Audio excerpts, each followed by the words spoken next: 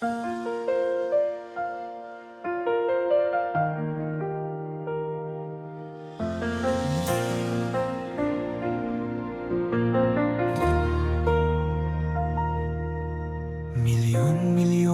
problema ang dumarating, parang alon na walang tigil sa paggising.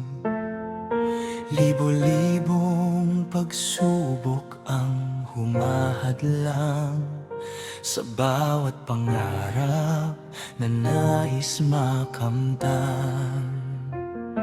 Daan-daang sugat ang iniwan ng kahapon, mga luha'y tahimik na walang tugon. May mga gabing tila wala ng pag-asa,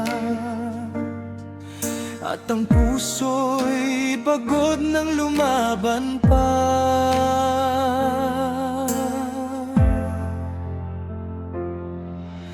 Kapag ang mundo'y tila laban sa'yo, at wala ng kamay na handang sumalo, huwag mong kalimutang tumingala. May Diyos na laging nakikinig sa panalangin mo.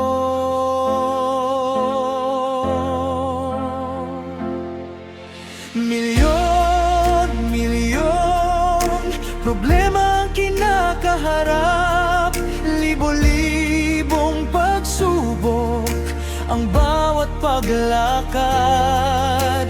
Daan-daang sakit ang dinadala ng buhay, ngunit may pag-asang hindi namamatay.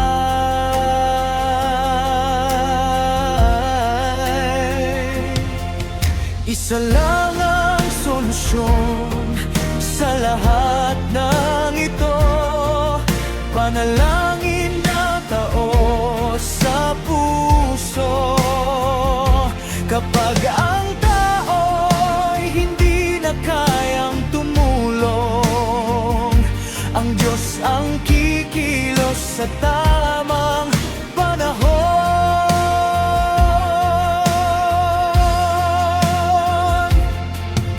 Hindi man agad makita ang kasagutan,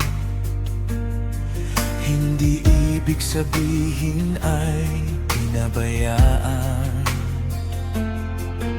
Sa bawat paghihintay may aral na dala, at sa bawat luhay may bagong pag-asa. May dahilan ang bawat pagkadapa, may liwanag sa likod ng dilim na nadarama. Kapag kasama mo ang Diyos sa paglalakbay, kahit mahirap, may lakas kang ibinibigay.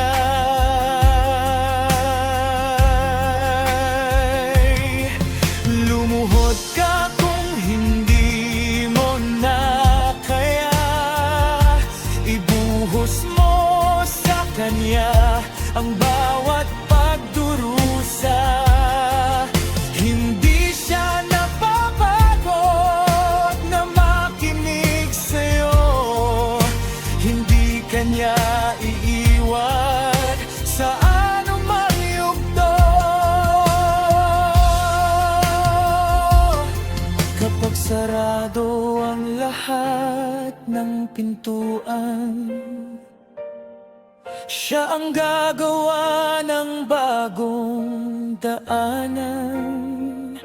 Kapag ang puso'y puno ng alinlangan, ang Kanyang pag-ibig ang magiging sandigan.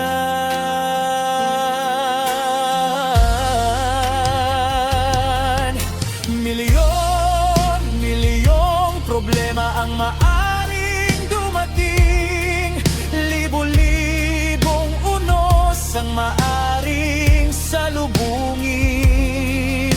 Daan-daang sakit ang maaaring maranasan, ngunit hindi kailanman mawawala ang kaniyang pagmamahal.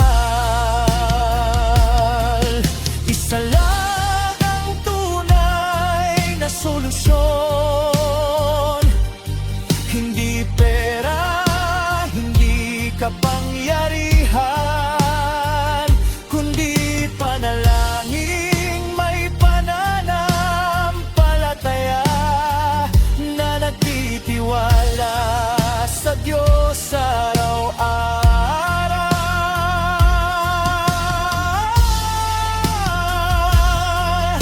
Kapag ang mundo'y tila puno ng kaguluhan at ang puso mo'y naghahanap ng kapayapaan, alalahanin mo sa bawat sandali at bawat laban, milyon man ang problema, iisa ang tunay na kasagutan.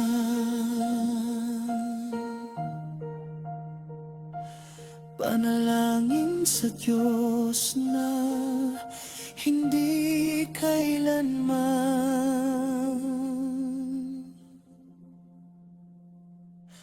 nagpapabaya.